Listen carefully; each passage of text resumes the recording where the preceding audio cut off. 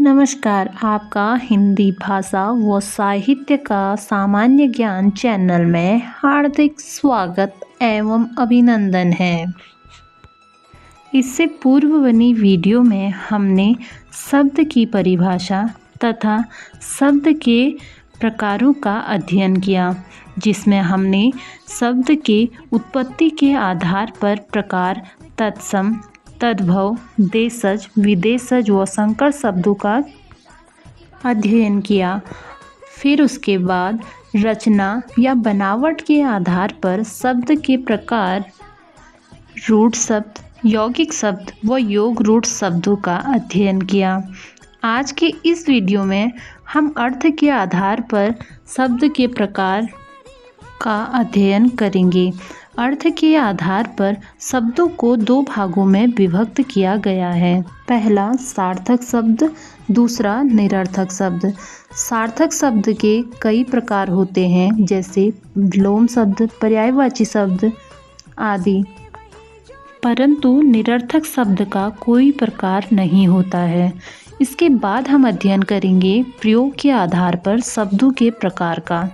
प्रयोग के आधार पर भी शब्दों को दो भागों में विभक्त किया गया है, एक विकारी शब्द, दूसरा अविकारी शब्द।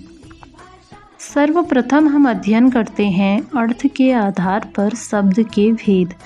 अर्थ के आधार पर शब्द को अनेक भागों में विभक्त किया गया है, जैसे पर्यायवाची शब्द, विलोम शब्द, एकार्थक शब्द, अनेकार्थक शब्द, श्रुति सम शब्द आदि। इसके बाद हम अध्ययन करते हैं प्रयोग के आधार पर शब्द के भेद। प्रयोग के आधार पर शब्द के दो प्रकार होते हैं, प्रथम विकारी शब्द, दूसरा अविकारी शब्द।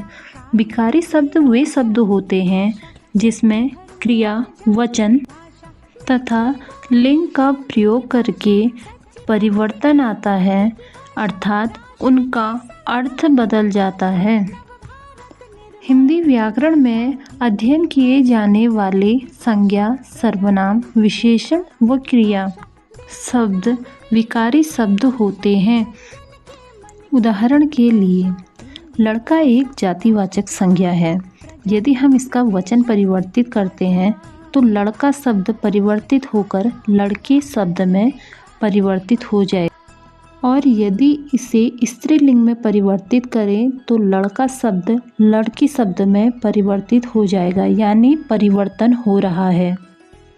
दूसरा उदाहरण, लड़का खाना खाता है। अगर हम इसकी क्रिया को परिवर्तित करना चाहें तो हम कह सकते लड़के खाना खा रहे हैं। यहाँ पर क्रिया परिवर्तित हो रही है, यानी विकार उत्पन्न हो रहा है, अर्थात ये विकारी शब्द हैं। प्रयोग के आधार पर शब्द का दूसरा प्रकार है अविकारी शब्द। अविकारी शब्द वे शब्द होते हैं जिनमें लिंग वचन कारक का प्रयोग करने के बाद भी कोई परिवर्तन नहीं होता। उदाहरण के लिए, तेज शब्द एक क्रिया विशेषण शब्द है। यदि हम इसका प्रयोग लिंग या वचन के आधार पर करें तो इसमें कोई परिवर्तन नहीं होगा।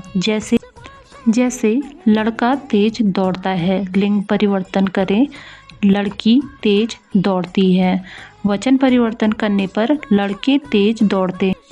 हमने यहाँ पर लिंग, वचन व कारक तीनों का प्रयोग किया, परंतु तेज शब्द में कोई परिवर्तन नहीं हुआ, अर्थात तेज शब्द अविकारी शब्द है, वह एक क्रिया विशेषण शब्द है। क्रिया विशेषण शब्द संबंध सूचक शब्द, समुच्चय बोधक शब्द तथा विषमयादि बोधक शब्दों का अध्ययन हम आने वाली वीडियोस में करेंगे। तब तक के लिए धन्यवाद।